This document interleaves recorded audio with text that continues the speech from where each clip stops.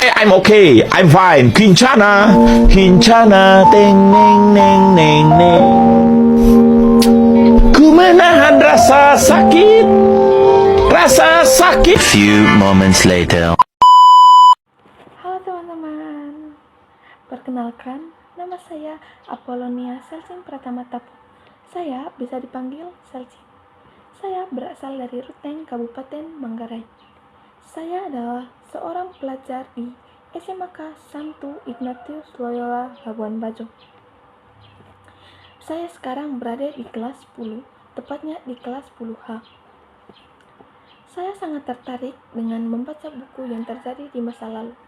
Salah satu hobi saya adalah membaca buku dan menulis. Tanpa memakan waktu yang lama, saya akan menjelaskan tugas sosiologi, di mana mencari tahu biografi tentang salah satu tokoh sosiologi. Pasti teman-teman penasaran, siapa sih tokoh sosiologi yang saya pilih? Cluenya adalah dia berasal dari Prancis. Nah, benar banget. Dia adalah Pierre Bourdieu.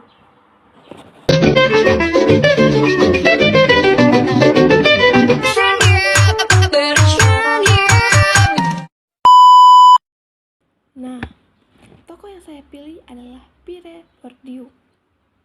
Mungkin teman-teman bertanya, siapa sih Pierre Bourdieu?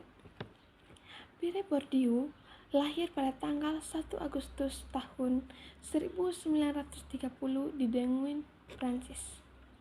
Dan dia meninggal karena kanker paru-paru pada tanggal 23 Januari tahun 2002 di Paris. Pierre Bourdieu mempunyai istri yang bernama Maria Claire. Pierre menikahi Maria pada tahun 1962 di Bérizard. Pasangan tersebut memiliki 3 putra yang bernama, yang pertama Jeremy, yang kedua Emmanuel, yang ketiga Laurent. Pierre Bourdieu adalah seorang sosiolog Prancis yang dikenal dengan teorinya tentang modal, habitus, medan sosial. Dia merupakan salah satu filsuf sosiolog dan antropolog yang penting di paruh abad ke-20, yang berpengaruh besar terhadap ilmu sosial seperti kajian filsafat, sosiologi, antropologi, sejarah, ilmu politik, dan ekonomi politik, dan teori pendidikan, feminisme seperti teori sastra, kajian seni, teori komunikasi.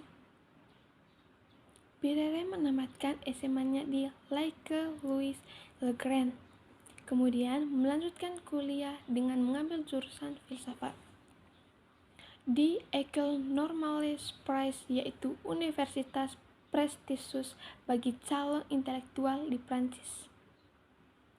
Setelah menamatkan kuliahnya, dia mulai berkarir dengan menjadi pengajar di Lycée de Moulins, kemudian menjadi asisten Raymond Aron, sambil mengajar secara paralel di Universitas Lille dan Universitas Paris. Bourdieu mulai tertarik dengan sosiologi setelah melakukan studi etnografi pada petani di Kabila ketika dia melaksanakan tugas militer di Aljazair. Bourdieu adalah filsuf yang terkenal dengan komitmennya sebagai intelektual publik hingga akhir hayatnya. Pemikiran dia juga membangun suatu pandangan sosiologi pada berbagai bidang, seperti bidang ekonomi, politik, budaya, dan seni, memperhatikan dimensi simbolik yang tidak dibahas dalam tradisi sosiologi klasik Karl Marx,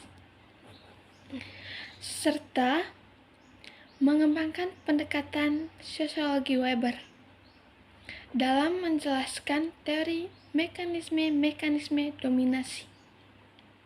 Namun, pemikiran Bourdieu tidak terlepas dari kritik, misalnya Penggunaan gaya bahasa yang tidak dimengerti atau yang sulit dimengerti oleh para pendengar Bourdieu. Bukan hanya tentang itu saja loh, kita juga akan membahas tentang penghargaan dan pengakuan yang Bourdieu raih. Pada tahun 1993, Bourdieu berhasil mendapatkan medali d'Or du Cannes. Pada tahun 1995, Doktor honoris causa dari Hague. Pada tahun 1997, Bourdieu mendapatkan penghargaan Ernst Bloch dari kota Ludwigshafen. Pada tahun 1996, dapat penghargaan Goffman atau Berkeley. Pada tahun 2000, medali Huxley atau Royal Anthropological Institute. Pada tahun 2001, menjadi anggota korespondensi di British Academy.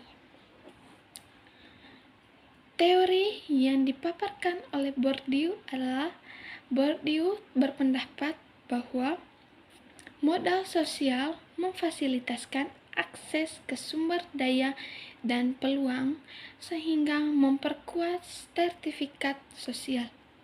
Misalnya, individu dengan jaringan sosial. Jaringan yang luas dapat memanfaatkan koneksi ini untuk mendapatkan peluang kerja, dukungan sosial, dan manfaat lainnya. Bourdieu juga dikenal sebagai penemu kapital. Yang terakhir, 4 konsep utama yang selalu digunakan Bourdieu, yaitu modal, habitus, medan, dan kemudian simbolik. Setelah menyaksikan video ini, apakah Anda sudah memiliki gambaran yang lebih jelas tentang salah satu tokoh sosiologi atau Pierre Bourdieu? Saya ingin mengucapkan terima kasih sebesar-besarnya kepada teman-teman atas perhatian kalian semua selama mengikuti pembahasan ini. Saya harap apa yang saya sampaikan dapat memberi peran positif kepada teman-teman sekalian.